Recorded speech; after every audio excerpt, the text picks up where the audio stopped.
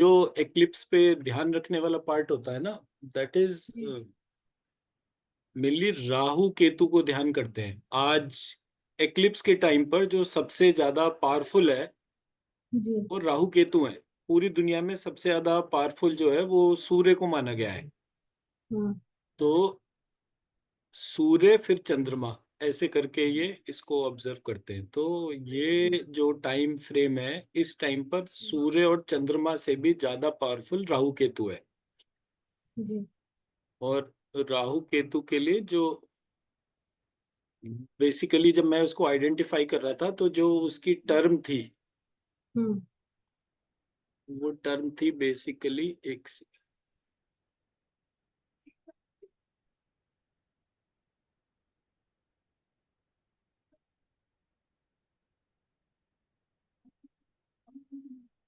शराहु और ठीक है। केतु। तो जब आप इस प्रकार से शराहु केतु लिखते हैं, राहु जी केतु को, तो जी उनके जो नेगेटिव इफेक्ट्स होते हैं वो सारे खत्म हो जाते हैं। जी ठीक है। तो जी मेनली जो है ये, इसका कनेक्शन है लंबिकाग्र चक्र से, और हाँ केतु का कनेक्शन है आज्ञा आगे चक्र से। ये डोमेन ऑफ टाइम है, ये डोमेन ऑफ डायरेक्शन है। जी तो जब मैं टाइम और डायरेक्शन जो है उसको कंबाइंड कर देता हूं, तो जी मेरा जो टर्म बनेगा वो क्या जी बनेगा? श्राहव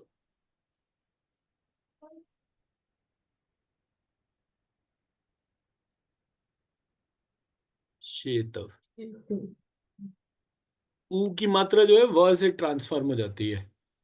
जी ऊ प्लस अ व बन जाता है ना। तो दैट जी वे। तो श्राहव क्षेतव जो है, जी ये इनकी कंबाइंड फॉर्म थी। जी और जब हम इस हिसाब से देखते हैं तो ये एक भ बनता है और एक म बनता है। जी कंबाइंड हाँ होने पर ये भ बन जाता है। हम्म पता नहीं हम्म चलेगा कि भा के अंदर म मिला हुआ है। हाँ और भा के दो अर्थ लिखे हुए थे, एक हाँ शा से कनेक्टेड था और एक श से कनेक्टेड था। तो then I can make it out कि ये जो कॉम्बिनेशन है, ये जी कॉम्बिनेशन है अल्फाबेट का। जी हम्म हाँ जी, नमस्कार हरीश जी, हैप्पी होली।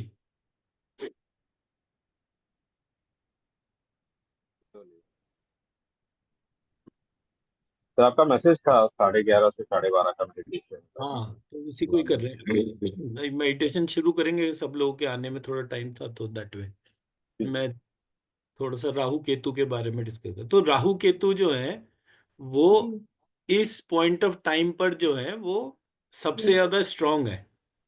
जी तो जो स्ट्रांग होता है उसकी उपासना करनी चाहिए। हम्म तो जी दरअसल हम उपासना जो कर रहे हैं वो क्ष और जी क्ष की कर रहे हैं। वहां पर राहु केतु जैसा कोई डिनोमिनेशन नहीं है। बिकॉज अगर मैं प्रकाश को लेकर चलूंगा जी या मैं मोमेंटम को लेकर चलूंगा, जी तो मोमेंटम एक्सिस पे होता है। जी प्रणाम सर।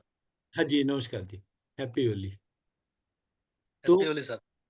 तो जो वो है, क्या कहते हैं इसको, तो जो रोटेशन और रेवोल्यूशन होगा वो किसी ना किसी एक्सिस पे होगा ना। जी हाँ एक्सिस की डोमेन जो है टाइम और डायरेक्शन के तौर पे, वो राहु केतु को कहते हैं। कि अगर कहीं भी रोटेशन हो रहा है तो रोटेशन का आधार क्या है? बोले जी, रोटेशन का आधार वो एक्सिस है। हम्म तो जी इसलिए वो राहु और केतु करके आप इसको स्कैन करके देखो, आपको इसकी एनर्जी ही अलग पता चलेगी।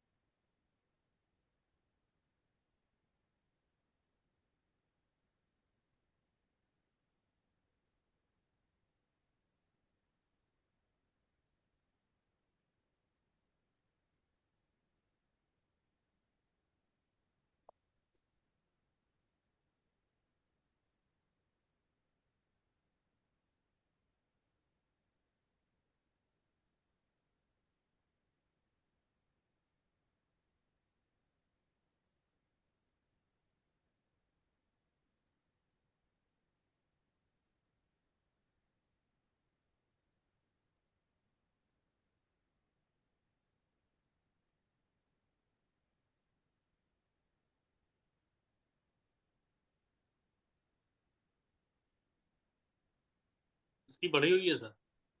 जी सर, प्रणाम। प्रणाम सर, हैप्पी होली। आज हैप्पी मैं Holi sir, happy Holi to you.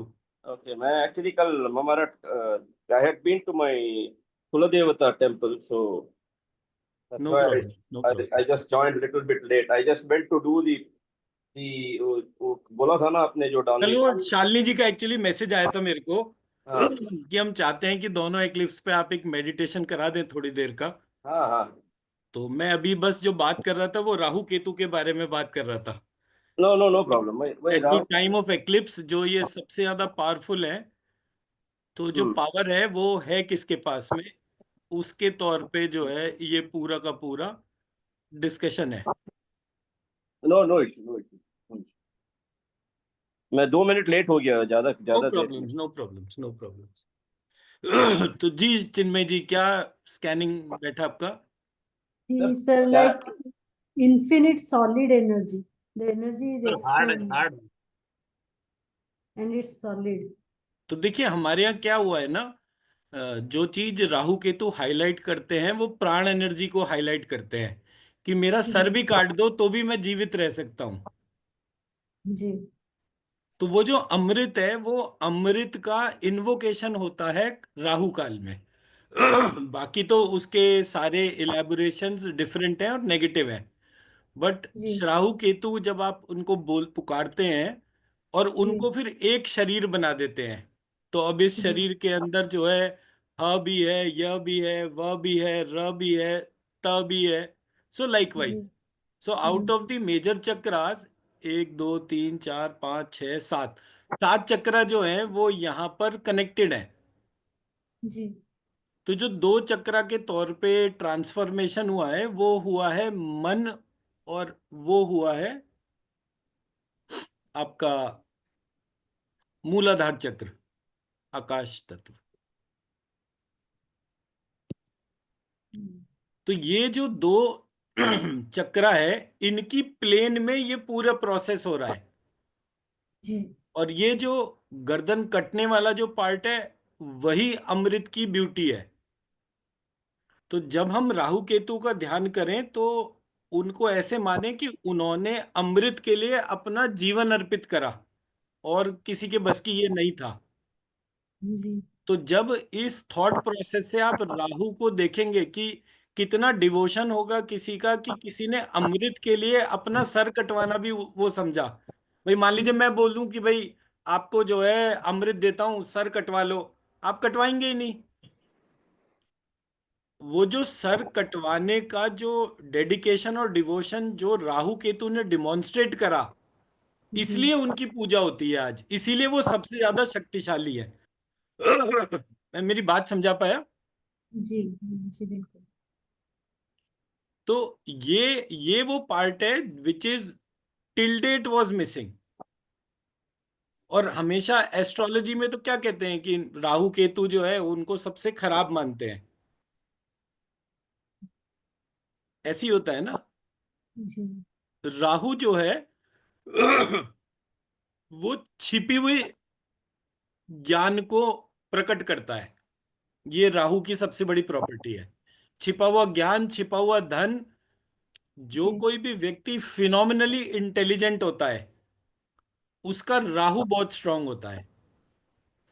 और किसी भी जगह लीकेजेस जो होती हैं, हम्म, लीकेजेस का डाइटी जो है वो केतु होता है।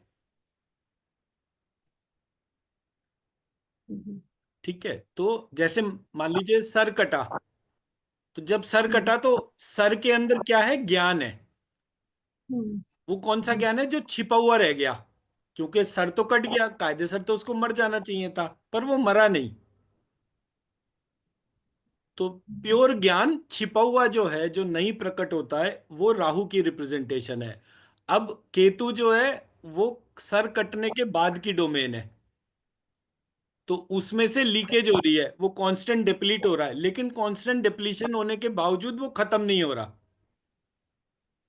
हम्म, ऐसी है ना केतु की स्थिति। जी तो जितनी भी लीकेजेस हैं, अब लीकेजेस को अगर आप ध्यान से देखो तो अंडरग्राउंड वाटर जो है, जी सरस्वती देवी जो है, जी जो सरस्वती नदी अंडरग्राउंड वाटर को बोलते हैं ना, तो वो जो अंडरग्राउंड वाटर जो है, लीकेजेस जो हैं, अब लीकेजेस को आप देखिए, जितने भी स्प्रिंग वाटर्स हैं वो लीक हो रहा है, बट वो लीक होके क्या हो रहा है, वो ऐसी जगह पे जल प्रकट हो रहा है जहां पर कि वो हो ही नहीं सकता। पहाड़ के टॉप में कोई कुंड बना हुआ है, वहां पे स्प्रिंग वाटर से पानी बाहर आ रहा है। It is all governed by Ketu. जी। किसी व्यक्ति के यहाँ कोई भी रेड पड़ती है, इनकम टैक्स की रेड पड़ गई या कोई धन चोरी हो गया, रेवेन्यू का लीकेज हो गया, ये सारी की सारी डोमेन जो है केतु गवर्न करता है। बट केतु का रोल प्ले क्या है, एक जगह से लीकेज करो और दूसरी ऐसी जगह पहुंचाओ जहां पर कि वो किसी भी तरह से नहीं पहुंच रहा हो। तो पूरी दुनिया में जितने भी रॉबिनहुड टाइप के लोग होते हैं, जो अमीरों से लूटते हैं और गरीबों को बांटते हैं, उनमें जी। सबसे स्ट्रांग डाइटी केतु होता है हॉरोस्कोप के अंदर। जी। ठीक है ना? तो जी। ये मेरा ऑब्जर्वेशन था। तो उन्हीं राहु केतु को टारगेट करके जो है हम आज का मेडिटेशन करेंगे। एक सेकेंड। सर इसका मतलब सर राहु काल अच्छा होता है? राहु काल बहुत अच्छा होता है।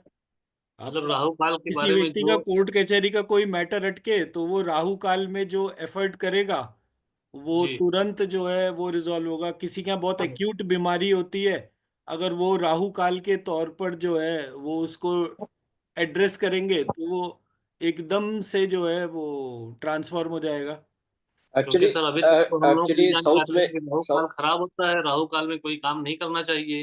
अब वो लेकिन सर यहाँ तो थ्योरी अलग है बिल्कुल अपने पास तो। देखिए, एक्चुअली थ्योरी में और एक्चुअली प्रैक्टिकल का फर्क ही बता रहा हूं मैं। एक्चुअली साउथ में एक प्रथा है कि राहु काल में दुर्गा की पूजा होती है। हमारे यहाँ साउथ टेम्पल में राहु काल में जाके दीप जलाते हैं दुर्गा के लिए। देखिए, राहु जो है उसको अगर मैं चक्र वाइज लेकर चलूंगा तो राहु डिनोट्स लंबिकाग्र चक्र। मेरा आज तक का जितना भी स्पिरिचुअल इवोल्यूशन मैं किसी भी व्यक्ति का अपना और दूसरे का कर रहा हूं, it is purely because of Rahu. और मेरा हॉरोस्कोप में तो स्वग्रही बृहस्पति और राहु दोनों एक साथ एक थर्ड हाउस में पड़े हुए हैं। इसीलिए सर ज्ञान बहुत है सर, नहीं, दबा हुआ ज्ञान था। की बात नहीं है। वो जो डाइट, मेरी उम्र बीत गई मैं जब कभी एस्ट्रोलॉजर के पास जाता था तो वो कहते थे, अरे आपकी हॉरोस्कोप में तो गुरु चांडाल योग पड़ा हुआ है, आपका जी तो कभी कुछ अच्छा ही नहीं होगा। मैंने कहा, अच्छा भाई ठीक है, तुम्हारे कहने से अगर मेरा अच्छा नहीं हो रहा तो कोई फर्क नहीं पड़ता। बट मेरा जो पार्ट था, मतलब मैं आज तक जो कुछ भी रिसर्च में कर पाया, उसका फंडामेंटल रीजन राहु केतु ही रहे। और जितना भी छिपा हुआ नॉलेज था वो मुझे अपने आप पता चलता गया, क्योंकि वो लंबिकाग्र चक्र का इन्वोकेशन ही राहु का इन्वोकेशन था। तो राहु का जो श्राहु और क्षेतव करके जो नाम भी मेरे को पता चला, वो उन्हीं की कृपा से पता चला। एंड मैं जब कभी कोई उपाय करता हूँ ना, मैंने एलमंड रेमेडी का बताया था, मैं लगभग 90 एक्लिप्स पर, अभी तक 80-90 के करीब मेरे एक्लिप्स हो गए, जिन पर कि मैं हर बार बादाम मिश्री नारियल डाल रहा हूँ। आज भी सर डाल मैं कर आया, करा अभी सुबह 9 बजे उठ के मैं डाल कर ही गया। सर मैं भी करके आ गया। हाँ, तो कहने का ऑब्जेक्टिव ये है कि अगर आप मेरा वो एक वीडियो देखेंगे कि मैं मंत्र चिकित्सक क्यों बना, वो 3-4 वीडियोज हैं, तो जब आप उनको देखेंगे तो आपको पता चलेगा कि मैंने मेरी लाइफ में क्या क्या चीजें बिल्कुल यूनिक करी थी। और ऐसा नहीं कि 1-2 बार करा, ये थोड़ी सी क्वांटिटी। मतलब जब मैं ये ये कोयला चढ़ाता था तो उस टाइम पर भी वजन के बराबर चढ़ाता था, और कम से कम 40 हफ्ते तक चढ़ाया मैंने, कोई 1 या 2 दिन के तौर पे नहीं। Just give me 2 minute.